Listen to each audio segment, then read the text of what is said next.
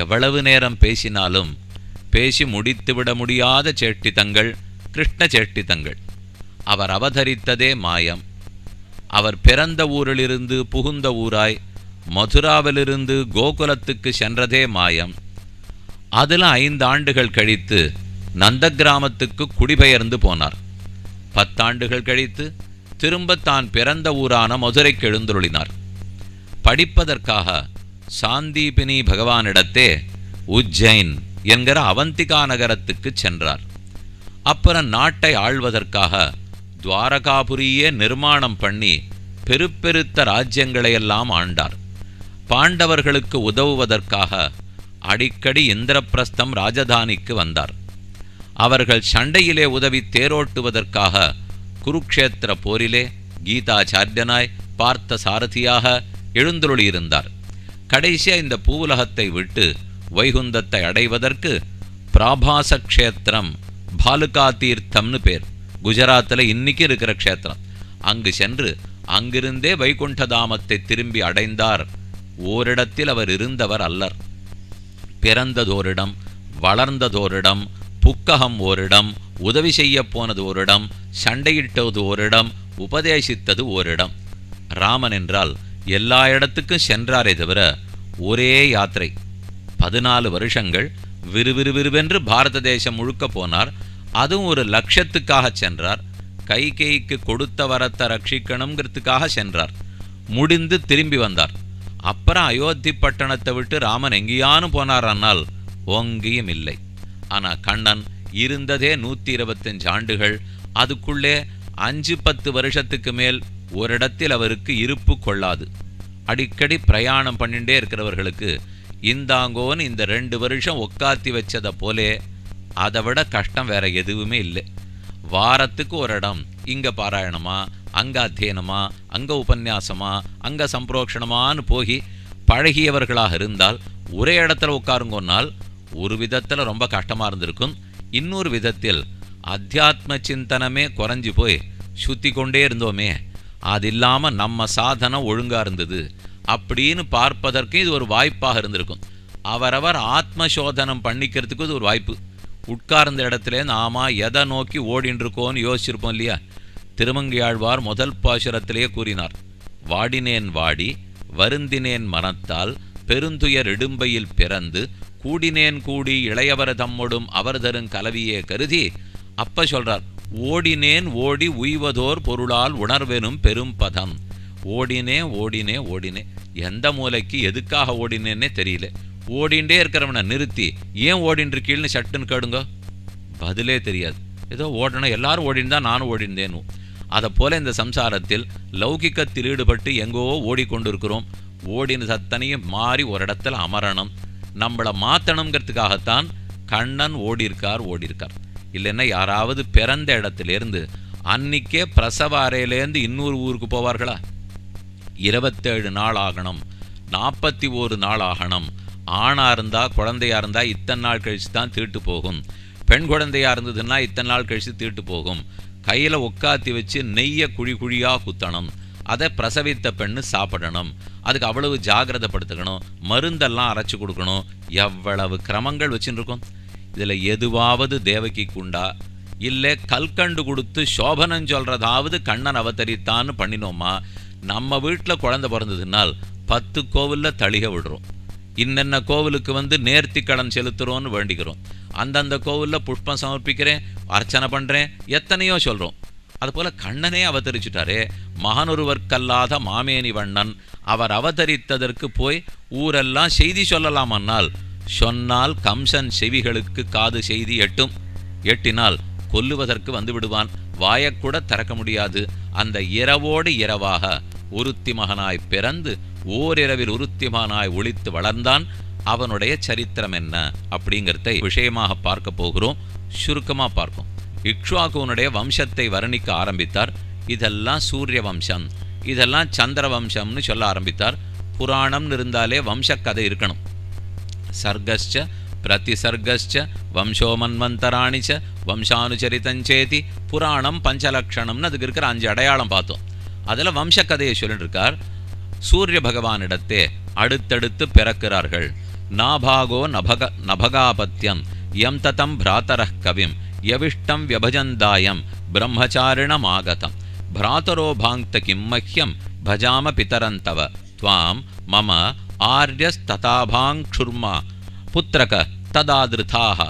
சூரியனிடத்தில் மனு பிறந்தார், மனுவினிடத்தில் இக்ஷ்வாகு பிறந்தார், இக்ஷ்வாகுவினிடத்திலே நாபாகன் பிறந்தார். அந்த நாபாகனுடைய வம்சத்தில் சிறப்பான அரசன் அம்பரீஷன்கிற மகாராஜா அவதரித்தார்.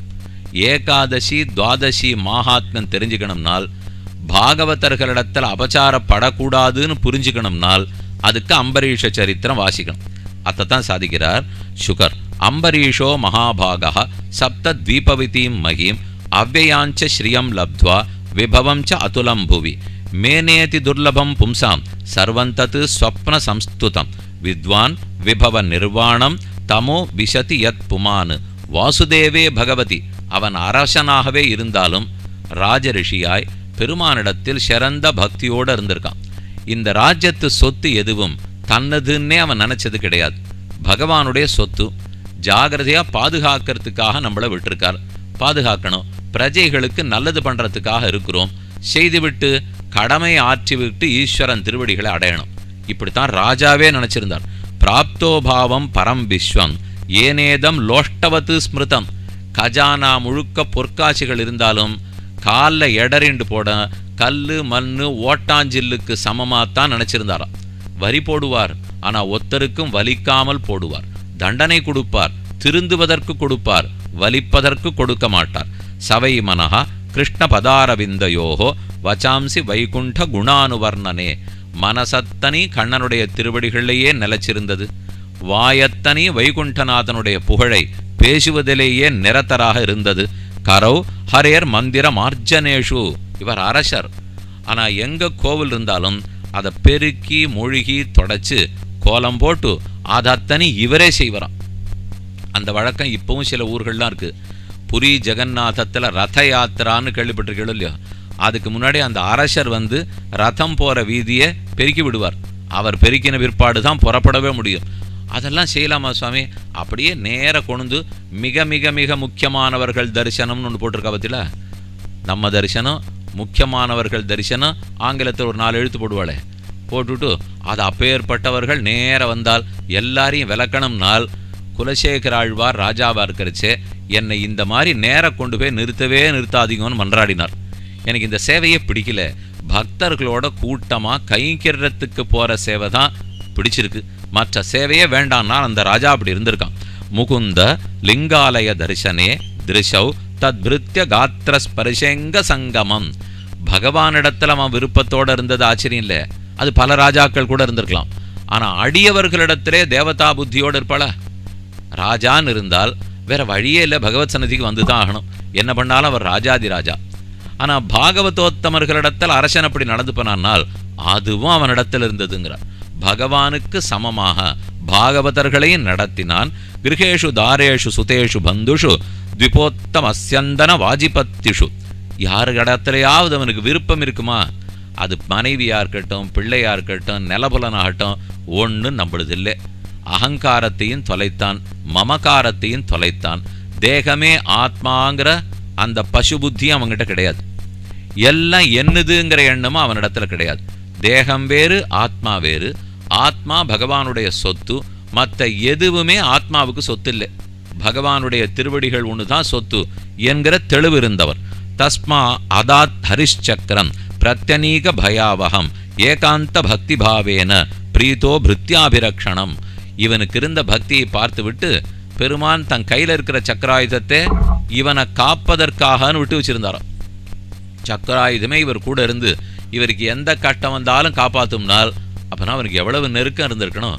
இவன் ஒவ்வொரு ஏகாதசி என்றும் முழுமையாக பட்டினி கிடப்பார். தசமி அன்னைக்கு இரவு பட்டினி, ஏகாதசி முழுக்க பட்டினி, துவாதசி காலையிலே பாரணத்தை முடிச்சுடுவார். அதுக்கு நேரம் உண்டு. சுமார் 8:15 9 மணின்னு வச்சுங்க. அதுக்குள்ள துவாதசி பாரணத்தை முடிச்சுடணும். ஆனால் சோதனையாக பகவான் அவரை சோதித்தார்னு சொல்லணும். ஒரு துவாதசி அன்னைக்கு காலை இவர் பாரணம் பண்ண போகிற சமயத்துக்கு துர்வாச முனிவர் வந்தார். எதற்கு பேரெடுத்தவர்னு நல்லா தெரியும். எப்போ பார்த்தாலும் கோபம், யாரை பார்த்தாலும் பிடி சாபம். வந்தவர் அமர்ந்து போஜனம் பண்ணியிருந்தா அவருக்கு கொடுத்துட்டு இவன் சாப்பிட்ருப்பான். அந்த சமயம் பார்த்து பக்கத்தில் இருக்கிற நதியில் போய் நான் தீர்த்தமாயிட்டு வரேன், அது வரைக்கும் நீ காத்துன்னு இருக்குன்னு போனார். போனார் போனார் காணோம். திரும்பி வந்து 8:15 அவர் சாப்பிட்டா தானே இவன் சாப்பிட முடியும்.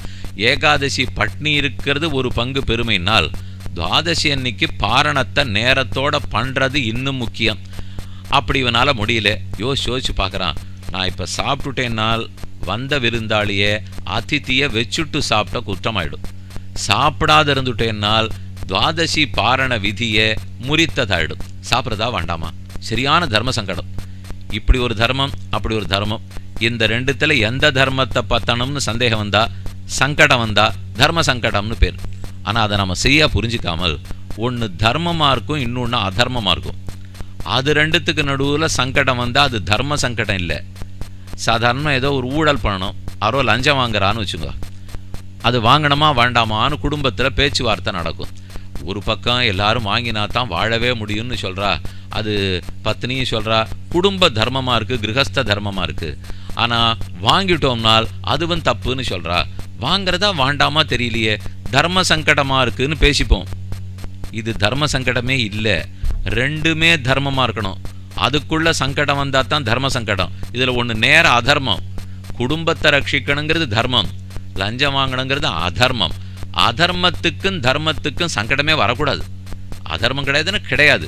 தர்மத்துக்குள்ள ரெண்டு தர்மம் வரணும். அதித்தியை வச்சுட்டு போஜனம் பண்ணக்கூடாதுன்னு ஒரு தர்மம், துவாதசி அன்னைக்கு பாரணத்தை நேரத்தோட முடிக்கணுங்கிறது இன்னொரு தர்மம். இந்த ரெண்டு தர்மத்துக்கு நடுவில் விரோதம் வந்தது. அதைத்தான் தர்ம சங்கடம்னு சொல்லணும்.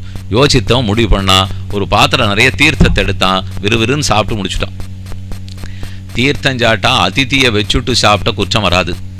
ஆனால் ஏதோன்னு வாய்க்குள்ள பேடவே துவாதசி பாரண நிர்ஜல ஏகாதசி முடிஞ்சு போடுத்துன்னு அர்த்தம். ரெண்டுத்துக்கும் இப்படி இல்லை அப்படி இல்லை. சௌரியமாக உன்னை பார்த்து யோசிச்சான். ஆருக்கு நிஜமாவே தர்மத்தின் வழி நடக்கணும்னு ஆசை இருக்கோ அவர்களுக்கு பெருமான் ஏதான ஒரு வழி காட்டுவார். இது எப்படி வெளியில் போகிறதுன்னு தெரியலையே நினச்சிட்டு இருப்போம். இதுவும் தர்மமாக இருக்கே நாள் எங்கேருந்தோ புகுந்து அவர் ஒரு வழி காட்டுவார். அந்த வழிப்படி போகணும். ஆரம்பத்தில் அந்த வழி கொஞ்சம் சிரமம் கொடுக்குறாப்புல இருக்கும், ஆனால் தானே அந்த சிரமத்தெல்லாம் தீர்த்து விட்டுடும். இவன் சாப்பிட்டு முடிச்சுட்டான், தண்ணீரை குடித்து முடித்தான். போன துர்வாசர் 1/2 மணி கழித்து இவன் எப்போ சாப்பிடுவார்னு காத்திருந்தார் போல் இருக்கு. உடனே சரியாக வாசப்படிக்கு வந்துட்டார். வந்தவருக்கு கண்டுபிடிச்சிட்டார், இவன் தண்ணீரை குடிச்சிருக்கான், எண்ணெய் வச்சுட்டு எப்படி சாப்பிட்ட, இதோ பிடி சாபம்னு தூக்கினார். தூக்கின கை இறங்கிறதுக்குள்ளே சுதர்சன சக்கரத்துக்கு வந்தது கோபம். என் பக்தனிடத்துல நீ யார் அபச்சாரப்படுறதுக்கு? அவன் ஒழுங்காக யோசித்து நல்லது பண்ணியிருக்கான். உமக்கு துவாதசின்னு தெரிஞ்சு நீர் நேரத்தோட வந்திருக்கணும், பண்ண தப்பு 9 என்ன சுதர்சனத்துக்கு கோபம் வந்து துரத்த ஆரம்பிச்சது. துர்வாசர் பயந்தே போயிட்டார். என்னை எதிர்த்து ஒருத்தர் துரத்திலாம் நான் பார்த்ததில்லை. சரின்னு நேராக கைலாசத்துக்கு போனார். பரமசிவனார் பார்வதி தேவி எழுந்தருளி இருந்தனர். வாகர்த்தாவிவ சம்பிருக்தவ் வாகர்த்த பிரதிபத்தையே ஜெகத பிதரவ் வந்தே பார்வதி பரமேஸ்வரோ என்னை உடனே காப்பாத்தினார். அவர் சொன்னார், யார்கிட்டையோ அபச்சாரப்பட்டுட்டு எங்கிட்ட இதுக்கு வந்து கேட்குற? பட்டது அபச்சாரம் பக்தனிடத்தே, அம்பரீஷனிடத்தே. அப்போ அவரிடத்துல போய் கேளு. நான் மாட்டுக்கு ஏதோ சர்க்கம் ஸ்திதிக்குள்ளே நம்மளை அழிப்பு தொழிலை பார்க்க வச்சிருக்கார் பிரம்மன், நான் பார்த்துட்டு இருக்கேன், விட்டுடும்னுட்டார். நேராக பிரம்மாவிடத்தில் போனார். அவரும் சொன்னார், படைப்பு தொழிலை நான் பார்க்குறேன், அதெல்லாம் உமக்கெல்லாம் உதவுறதுக்கு இயலாது, போயிட்டு வரமுட்டார். நேராக பகவானிடத்துல போனார். அவராவது உதவணுமா இல்லையா? ஆனால் அவர் சொன்னது, அகம் து பக்த பராதீனஹா, நானும் பக்தர்களுக்கு அடிமைப்பட்டவன், எங்கிட்டையும் வந்து கேட்க வேண்டாம். எங்கிட்ட அபச்சாரப்பட்டா என்னிடத்துல வரும். பக்தனிடத்தில் அபச்சாரப்பட்டிருந்தா பக்தனிடத்துல போம். பாகவதனிடத்தில் அபச்சாரப்பட்டுட்டு எங்கிட்ட வந்தா நடவாது அப்படின்னு சொல்லி அவரும் திருப்பிவிட்டார். கடைசியில் எங்கே தான் போகிறது? அஹோ அஹோ அஸ்ய நிஷம்சஸ்ய ஸ்ரீயோன்மத்தஸ்ய பஷ்யத தர்ம வியதிக்கிரமம் விஷ்ணோஹோ அபக்தசேஷமானினஹா. இது ஏற்கனவே துர்வாசர் பட்ட கோபம். ஒவ்வொரு இடத்துல போனாலும் எங்கேயும் அவருக்கு ஒன்றும் நடக்கலை. கடைசியாக பகவான் சொன்னது, அகம் பக்தபராதீனஹா அஸ்வதந்திர இவத்விஜ சாதுபிர் கிரஸ்த ஹிருதயா பக்தைர் பக்தஜனப்பிரியா. நான் அஸ்வதந்திரன். எப்படிப்பட்டவர்னால் சத் ஸ்திரியா சத்பதின் யதான்னு சொல்வார்கள். நல்ல குலத்து பெண்கள் தங்கள் தங்கள் கணவனை எப்படி தங்கள் கொய்சகத்துக்குள்ளே முடிந்து வைத்திருப்பார்களோ அதை போல் என் பக்தன் என்னை முடிஞ்சு வச்சுருக்கான்னார் பெருமாள். வா, அப்படி கூட உண்டா சுவாமி? அப்போ பெண்களெல்லாம் கணவனே தங்கள் கொய்சகத்துக்குள்ளேனா முந்தானைன்னு அர்த்தம். அது அந்த நாள் தமிழ். அந்த கொய்சகத்துக்குள்ளே முடிஞ்சு வச்சுருக்கணும்னால் செய்யணுமா? அப்படிலாம் கூடாதுன்னு சொல்லுவாள். என்னால் நேரம் முடிஞ்சுக்கணும்னு சொல்லலை, குணத்தால் முடிஞ்சுக்கணும்னு சொல்லியிருக்கு. கல்யாணம் நடக்கிறச்சே விவாகத்தில் ஒரு மந்திரம் வரும், மூர்தானம் பத்யுராரோக பிரஜயாச்ச விராட் பவன்னு மந்திரம். இது ஒரு பெண்ணு, சம்ஸ்கிருதம் தெரிஞ்ச பெண்ணு, கல்யாணத்துக்காக உட்காண்டிருந்தா. புருஷன் கல்யாணம் பண்ணிக்க வேண்டிய பிள்ளை உட்காண்டிருந்தான். வாத்தியார் சுவாமி மூர்தானம் பத்யுராரோக, கணவனுடைய தலையில் ஏறி உட்காருன்னு மந்திரம் சொன்னார். இவ எழுந்துட்டா. வாத்தியார் கேட்டால் ஏம்மா எழுந்திருக்கிறேன்னார். இல்லை, நீர் தானே மேலே ஏறி தலையில் உட்காரணும் நீர்னா. ஓ, இப்படி உட்கார சொல்லலை, உட்கார்றது குணத்தால் உட்கார சொல்லியிருக்கு. மந்திரம் அதைத்தான் சொல்லித்தே தவிர நேரையாவா சொல்லித்து? எப்படி நல்ல கணவனை நல்ல மனைவியர் தங்கள் கட்டுப்பாட்டில், குணத்தால் தங்கள் கட்டுப்பாட்டில் வைத்திருப்பார்களோ, பக்தர்கள் பகவானையும் தங்கள் கட்டில் வைத்திருக்கிறார்கள். ஆகவே எங்கிட்ட வராதே, பாகவதனிடத்திலே போனுட்டார். வசீகுர்வந்தி மாம் பக்தியா சத்ஸ்திரியா சத்பதிம் யதா சாதவோ ஹிருதயம் மஹ்யம் சாதுனாம் ஹிருதயந்த்வஹம். என் ஹிருதயத்தில் இருக்கிறது சாதுக்கள், சாதுக்களுடைய ஹிருதயத்தில் இருக்கிறது நான். நான் உன்னை எண்ணியிலேன் கண்டாய் நாரணனே, நீ என்னை எண்ணியிலேன்னு பாசம். பக்தர்களெல்லாம் பகவான் உள்ளத்தில் இருக்க, பகவான் பக்தர்களுடைய உள்ளத்தில் இருக்கிறார். உபாயம் கதையிஷ்யாமி தவ விப்ர ஸ்ருணுஷ்வ தத் அயம் ஹியாத்மபிஜா ஆத்மாபிசாரஸ்தே யதஸ்தம் யாதுவை பவான். நேர திரும்ப அம்பரீஷனிடத்திலே போம், அவனிடத்திலே மன்னிப்பு கேட்டுக்கும், தானே உமக்கு நல்லது நடக்கும். துரத்தின் இருக்கிற சுதர்சன சக்கரமா அப்பதான் விடும்னார். திரும்பி துர்வாசர் வந்தார். நான் தப்பு பண்ணிவிட்டேன் அம்பரீஷா, க்ஷமிச்சுடணும்னால். இப்படி நீர் போய் இப்படியெல்லாம் பேசக்கூடாது, ஏதோ அறியாத்தனத்தால் நடந்து போச்சு, நானே சுதர்சன ஆழ்வாரை நோக்கி பிரார்த்திக்கிறேன், அவர் விட்டுடுவார் என்று சொல்லி அம்பரீஷனே ஸ்தோத்திரம் பண்றான். துவம் அக்னிர் பகவான் சூர்யா துவம் சோமோ ஜோதிஷாம் பதிஹி துவம் ஆபஸ்தம் க்ஷிதிர்வ்யோம வாயுர் மாத்திரேந்திரியாணிச்ச சுதர்சன நமஸ்துப்யம் சஹசிரார அச்சுத பிரிய சர்வாஸ்திரகாத்தின்னு விப்ராய ஸ்வஸ்தி பூயா இடஸ்பதே. ஆயுதங்களுக்கெல்லாம் தலைவரே, எல்லா ஜுவரம் முதலான நோய்களையும் போக்கக்கூடியவரே, ஐஸ்வர்யத்தை கொடுப்பவரே, என்னை க்ஷமித்தருள வேண்டும் என்ன அம்பரீஷனும் பிரார்த்திக்க போனா போறது. அன்னைக்கு துர்வாச தெரிஞ்சுட்டாராம், இனிமே பகவத் பக்தர்களிடத்திலே அபச்சாரமே படக்கூடாது. அஹோ அனந்ததாசானாம் மகத்வம் திருஷ்டமத்தியமேன் கிருதாகசோபி எத் ராஜன் மங்களானி சமீகசே. அதனால இந்த சரித்திரத்திலேருந்து ரெண்டு தெரிஞ்சுக்கிறோம். ஒன்று ஏகாதசி துவாதசி விதி மகாத்மியம், இன்னொன்று பாகவதர்களிடத்தில் அபச்சாரப்படுவது கூடாது, பட்டால் பகவான் பொறுப்பதில்லை என்கிற சரித்திரம் ஆசிரிமான அர்த்தம்.